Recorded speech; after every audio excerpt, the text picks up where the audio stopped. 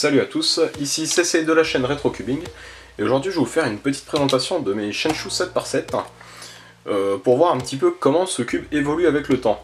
Donc si vous connaissez un petit peu quand même dans le speedcubing, c'est vrai que le 7x7 c'est l'event le plus long on va dire, et ça demande des cubes qui sont assez gros, assez chers, et au final savoir est-ce que ça tourne bien ou pas. Donc j'ai 3 Shenshu et je vais vous montrer un peu l'évolution, comment ça évolue. Donc je rappelle un petit peu, un Shenshu 7x7 ça coûte environ 35 € sur The Cubicle US.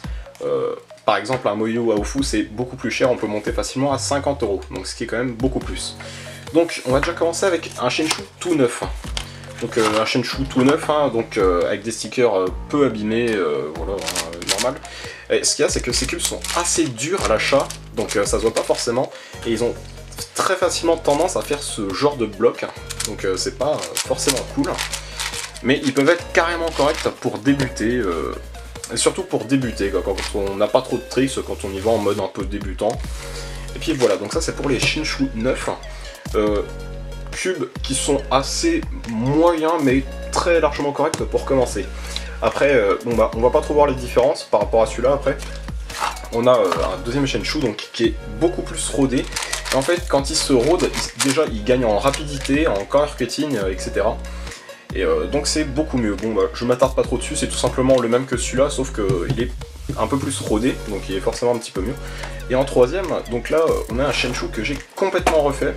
Donc comme on peut voir déjà, les stickers sont complètement refaits. Donc c'est des stickers de chez Cubicle US qui sont d'une qualité assez bonne. Donc je peux vous montrer un petit peu les différences de couleurs que j'ai fait avec. Donc voilà, je vais vous en faire avec un autre. Parce que personnellement je préfère les couleurs, le 2 Moyu, je les trouve plus flash, on se repère mieux, enfin ouais, on voit quand même la différence.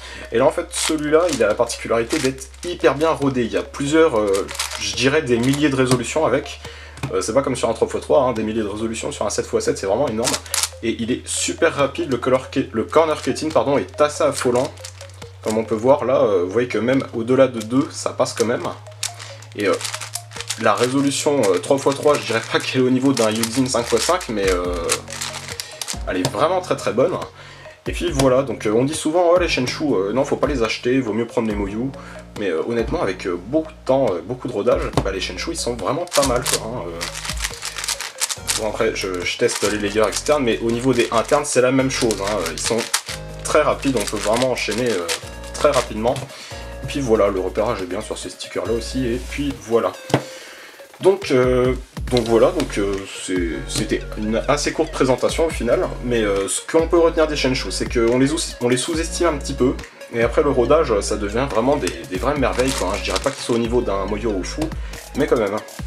Donc au début, un cube assez dur à tourner, qui va se roder avec le temps, après ça devient de plus en plus excellent, et puis après, une fois que vous l'avez hyper bien rodé et que vous avez mis de nouveaux stickers, là clairement vous avez une bête de combat parfaitement prête à être utilisée en compétition.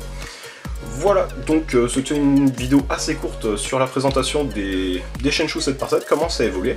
Donc j'espère que ça vous aura plu. D'ici là, je vous dis salut à tous et à la prochaine pour de nouvelles vidéos. Salut!